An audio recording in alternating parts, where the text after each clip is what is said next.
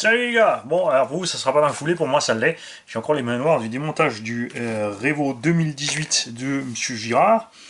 On va attaquer donc la même chose sur celui-ci. Et on profitera des deux machines démontées totalement pour faire une comparaison sur les pièces qui ont été gardées et pas. Là aussi, c'est simple, tu peux séparer en trois parties.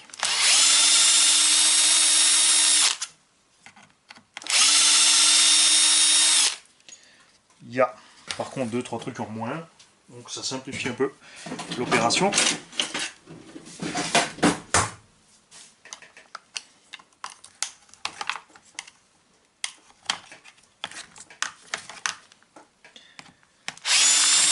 Donc sur ça, ils ont gardé le même principe.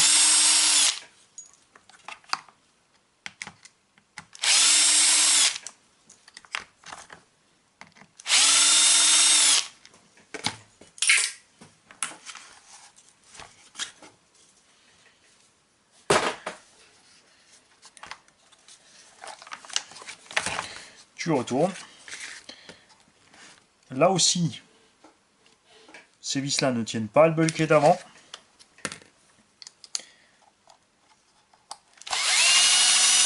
Juste tes rotules à virer.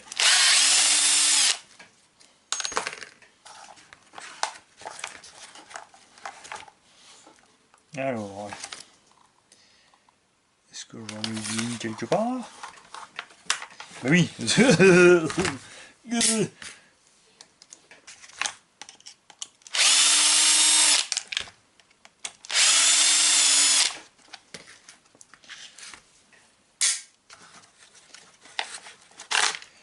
Voilà, t'as le train en main, t'as vu, c'est allé relativement vite.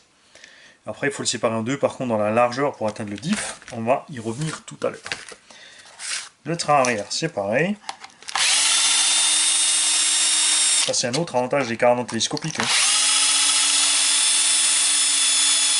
Ce qui reste dessus, mais il faut juste les déboîter. Après, c'est sur un dogbone, c'est pareil, hein, ça tombe.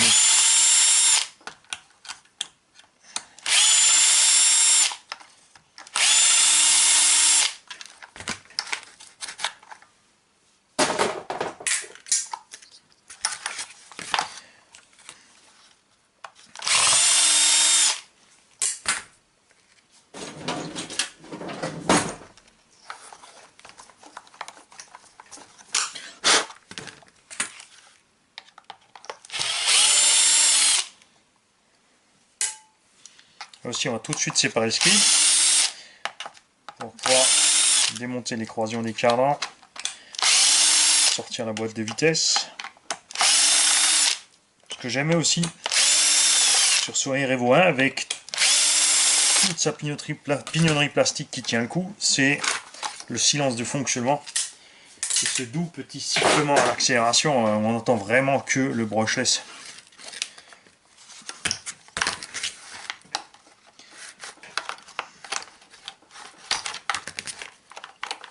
Donc sur Summit c'est pareil, juste sur Summit tu as évidemment le blocage de diff en plus.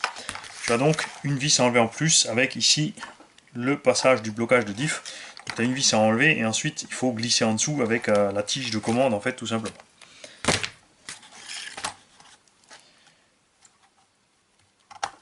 Voilà, et là comme par contre il y a la télémétrie dessus, tu peux pas juste sortir la boîte complète puisque là celui-là est relié là. Celui-là aussi est relié là, donc il faut séparer une partie de l'électrique. Sans toute la télémétrie, en fait, c'est un peu plus simple. Tu débranches le moteur et tu sors la boîte de vitesse complète avec le moteur.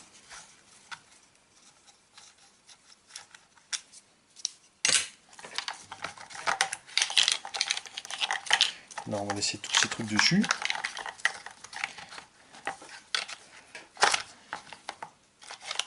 Voilà, donc l'ancien Revo qui est en module 08 et qui a ici un embrayage Robinson, parce que moi je dis Robinson, c'est anglais, qui fonctionne à merveille. Après, il ne faut pas négliger le fait qu'il y a beaucoup de sable et de pierres qui peuvent passer là-dedans, donc réglez bien votre entre-dents. Si vous faites trop serré, quand le sable et les petites pierres vont passer dedans, vous allez bloquer ici au niveau du moteur, la transmission. Ça, c'est pas pratique du tout. Donc et là, effectivement, vous voyez, on est embêté avec tout le système de télémétrie qui est dans le chemin. Il y a tout qui reste accroché ici. Alors on peut faire simple en laissant en fait tout l'électronique ensemble. Et je vais vous montrer comment. En fait, tu déboulonnes tout ton boîtier récepteur.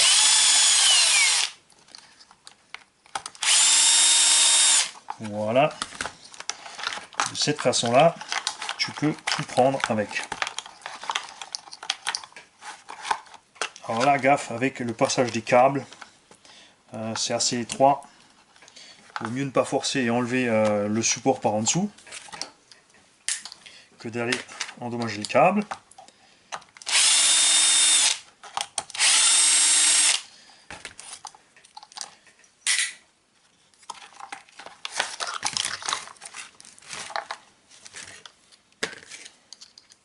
Il est arrivé aussi que ces supports en fait traversent le châssis. Il était donc nécessaire en fait de mettre ici une cale à l'intérieur, une grosse rondelle et une vis au-dessus, comme ça en fait on tenait tout le châssis, puisque là le puits, en fait au fond du puits ici c'est extrêmement fin, qui pouvait arriver sur les retournements quand on arrachait, en fait quand on avait trop de pression sur suspension, on arrachait carrément ce support du châssis.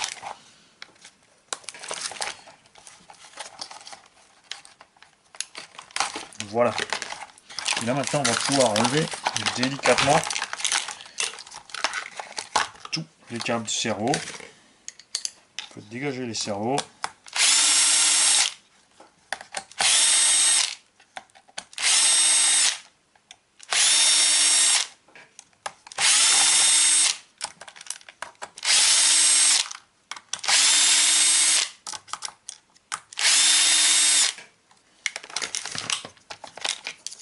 Voilà. Donc là, tu as la possibilité, enfin, sur le Revo 2 c'est pareil, hein. Je te le montre, c'est des façons différentes de faire. Tu peux choper tout l'électronique en un seul et le poser de côté. Si tu as peur de débrancher parce que tu sais pas où ça va, bah, tu peux tout laisser comme ça. Il faut juste faire gaffe quand tu reposes les câbles qu'ils soient tous au bon endroit.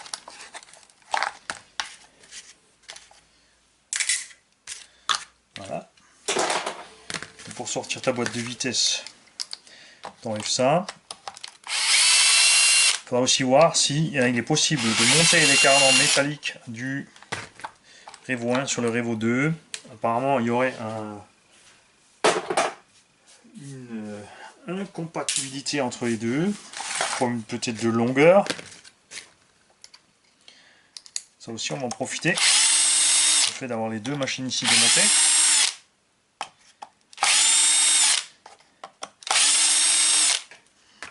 Parce que c'est pas très clair, surtout qu'il y a beaucoup de boutiques en fait dans le référencement qui ne séparent pas le Revo 2018 de l'autre. Et il y a des boutiques aussi qui ont absolument aucune idée de où va quelle pièce. Alors c'est un peu triste pour des boutiques RC. J'appelle ça plutôt des redoutes de la RC. Et c'est en train de se répandre. C'est les mecs qui veulent juste vendre, hop hop hop hop, vite fait, il faut débiter. Les renseignements, ça fait perdre du temps. On commence à te faire des formules toutes faites, toutes prêtes pour se débarrasser de toi. Alors que les magasins RC qui ont du cœur, eux, ils vont faire ça au cas par cas.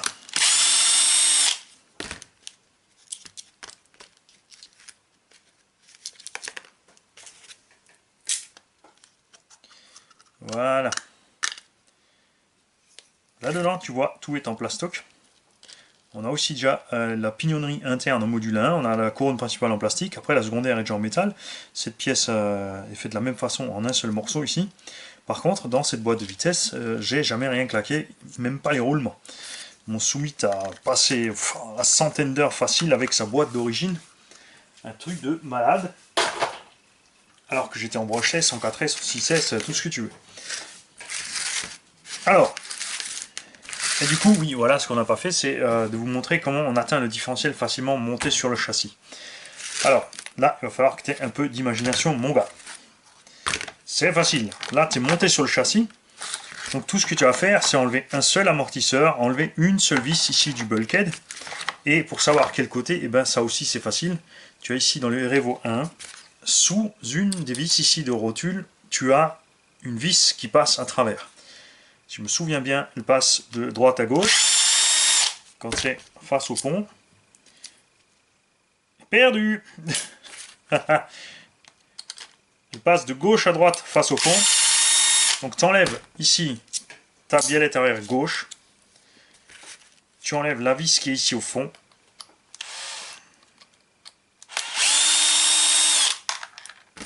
À l'avant, ce ne sera pas pareil. Hein. Donc vis arrière gauche. De la gauche à droite, ici, la vis qui est au fond. Donc sur le châssis, tu enlèves évidemment l'arrière. Tu enlèves un seul amortisseur, une seule vis ici qui tient ce bulkhead. Tu es obligé d'enlever le skid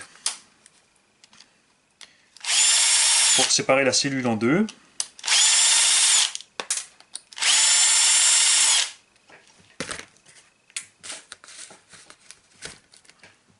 J'espère que je tire l'écran. On va se la refaire. Donc tu enlèves ton skid. T'enlèves la biellette côté gauche, t'enlèves la vis qui est au fond côté gauche entre les deux, et tu enlèves ici la vis qui est sous l'amortisseur, après avoir enlevé bien sûr ici l'amortisseur dans son ancrage principal. Tu enlèves ton skid, tu enlèves la plaque ici, donc t'enlèves quand même la deuxième en fait, on n'a pas perdu de temps, ça va, on a assuré sans faire exprès.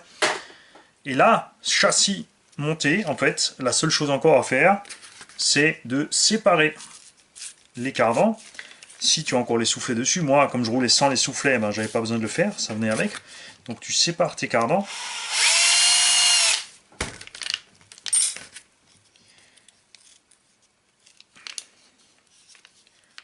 Côté droit. Et sur le véhicule aussi, il faut enlever le central. Et ensuite, quand tu es sur le véhicule, en fait, tu peux séparer qu'un seul côté et ce côté va rester monté au véhicule. Tu te retrouves donc avec 7 éléments complets en main. Et là, c'est super facile. Parce que pareil, si tu as tes soufflets dessus, tu enlèves ta vis. Si tu n'as pas le soufflet, bah, il suffit de tirer le diff dehors. Hop, voilà, et tu laisses ça monter à côté. Ceci est monté au véhicule. À l'avant, ça sera la même manip. Par contre, à l'avant, tu auras un ennemi qui s'appelle la direction. Il faut donc séparer la butée ici de direction et aussi le maintien inférieur de direction qui est celui-ci. Direction d'ailleurs qui va... Wow, elle va dure. Donc il y a les roulements d'arnaque qui sont bloqués comme sur la voiture à M. Girard. Donc tu démontes ces 4 vis là, tu enlèves les skids complets, ce qui fait que tu peux reculer ta direction et atteindre ton demi-carter de la même façon en enlevant donc le patin, mais on va se le faire tout à l'heure. Moi ce que je veux maintenant c'est ouvrir ce diff.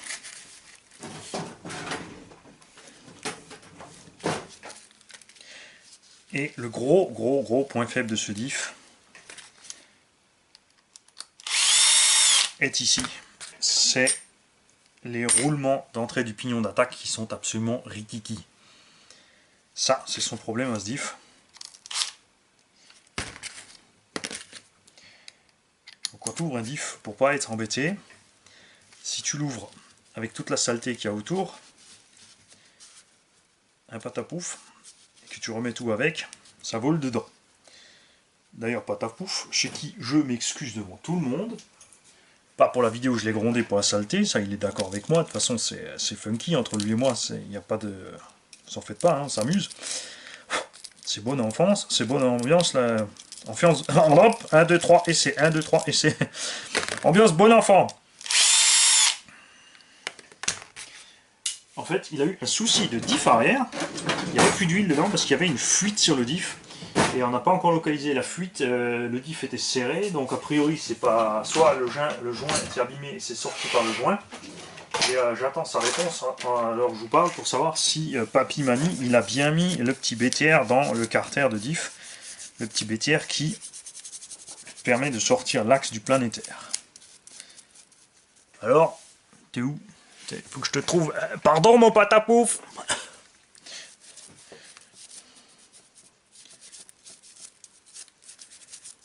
Voilà, donc le mieux à faire c'est de tout brosser. Alors, le mieux, évidemment, si tu vas vite sur ton aire de décrottage, ton évier ou autre, tu passes ça à fond pour éviter que quelque chose tombe dedans et que tu nages dans la saleté.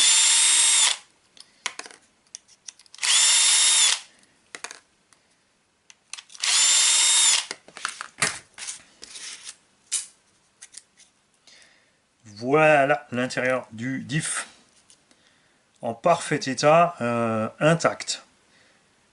Il a déjà la dernière version donc des pignons traités durs de chez Traxxas, puisque les premiers Revo, les tout premiers et les Summit avaient les pignons en acier zingué et très fragiles. Là, ils sont passés sur la catégorie au-dessus. Ça reste pas super solide. On a les roulements qui grattent. Voilà. Donc celui-là il est un peu plus gros, ça va mieux. Ça aussi c'est bizarre, ils ont des tailles différentes de roulement à droite, à gauche des diffs. Et donc les plus gros soucis ici sur Traxxas, ce sont ces petits roulements ridicules d'entrée de pont. Alors ils sont encore ok. Après bien sûr, Matisse roule pas comme un sauvage. Matisse, contrairement à nous les adultes, il sait doser ses gaz parce qu'il se dit que si voiture cassée, Matisse pas roulé et papa fâché.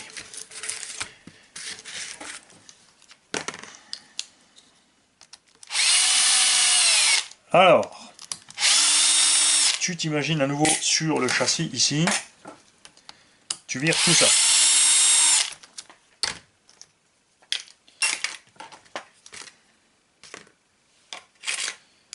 Tu vires l'embase d'un seul côté. Tu vires la butée d'un seul côté. Le ski d'avant, le pare-choc avant bien sûr avec la fixation de tourelle.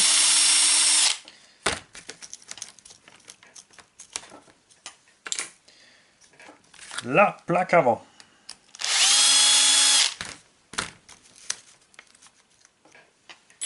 Voilà. Du même côté que tu as enlevé donc la vis ici de ce patin, la vis de la butée, tu enlèves évidemment l'amortisseur et la fixation de l'amortisseur. Et tu peux, idem, après avoir enlevé les cardans, hein, parce que moi je suis en train de vous expliquer mais je le fais pas, donc c'est bien. Bravo Mani. Allez, on va enlever les deux tout de suite, hein, c'est bien accessible. Et en passage, vous allez voir un autre point faible de ce Revo 1. Voilà, et là, tu fais pareil. Tu sautes ta direction encore en plus, hein, parce qu'à l'arrière, on a les deux biellettes. Ici, ça apparaît au niveau de la direction. Et tu peux ensuite sortir ton demi-carter. Ça reste sur le véhicule, et toi, tu as en main donc cette pièce et ton diff. Alors, au niveau des roues, les cardans avant, ça va. Les arrières sont cuits. Ça va aussi. L'arrière cuit aussi. Donc, vu le nombre de roulements qui gratouillent, il y a plus que la moitié qui gratouille, on va évidemment donc rester sur, parce que ce sera nettement moins cher, un kit de roulement complet Kanzen. Qui a peu de chance, il aura encore une ou deux promos. Alors, Kanzen, d'ailleurs, il faut que je le mail parce que j'ai constaté un truc rigolo. C'est quand tu vas sur le site Kanzen et que tu rentres un roulement par taille, tu as le prix à l'unité, mais tu n'as pas de pack de ces roulements, donc par 10, par 20, etc. Si tu en prends plusieurs, tu n'as pas de réduction. Alors que sur le site eBay, alors moi que je n'ai pas trouvé, que je suis trop con, mais sur le site eBay, donc roulement passion, qui est donc Kanzen roulement, tu as des packs spéciaux rentrés, donc tu as 20 roulements 16 par 8 par 5, donc standard pour les buggy 1.8 ou autre. Et avant de démonter le diff, je vais vous parler du point faible. Il est où le morceau là? Voilà, le bulkhead avant ici est claqué en deux. Là, je te retrouve, t'es à l'envers, t'es là. Voilà. Ça, c'est le point faible. Sur les gros chocs à l'avant, on a une déformation du châssis et on craque ici le bulkhead. Donc il faut un bulkhead avant complet. Là, tu vois, tu as le bout qui est sorti, puisque ici on a une grosse vis de fixation. Et ensuite les deux autres dans le châssis. Donc la jonction entre les deux, au niveau de la pliure, on a explosé le bulkhead. Voilà, et maintenant on voit le diff avant.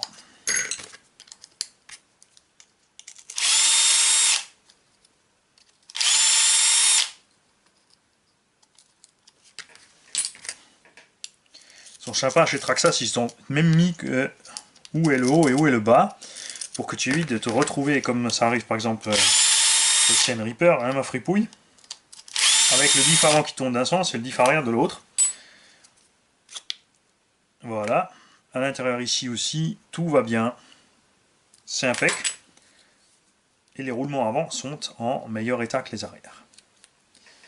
Ça c'est souvent le cas, puisque toute la pression est à l'arrière. Tu la grattes un tout petit peu, mais ça va. Voilà. Donc rien de bien méchant.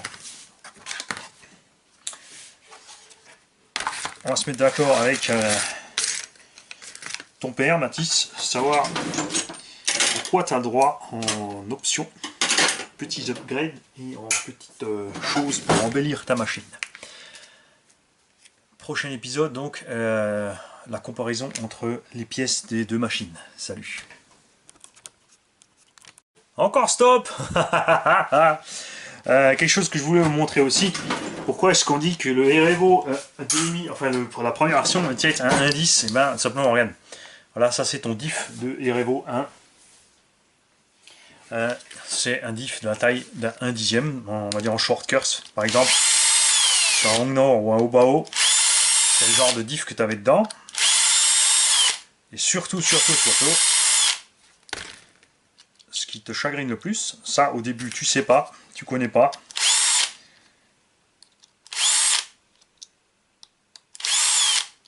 Et c'est pas étonnant que sur les bases de vieux modèles comme ça, les compétiteurs se moquent de ce matériel, disent ce sont des jouets. Tu n'as que 2 pignons dans le diff. Voilà. Bon, ils sont solidement fixés, hein. Genre, la partie centrale est vraiment solide, ils bougent vraiment pas. Mais tu arrives quand même à les faire fondre. D'ailleurs là, tu vois, lui, il n'est pas dégueu. C'est pas mal. Ça aussi, c'est l'avantage quand on roule pas comme un fou. Donc, très beau travail, Mathis. Ça me fait plaisir de voir que tu prends soin de ta machine avec ton papa.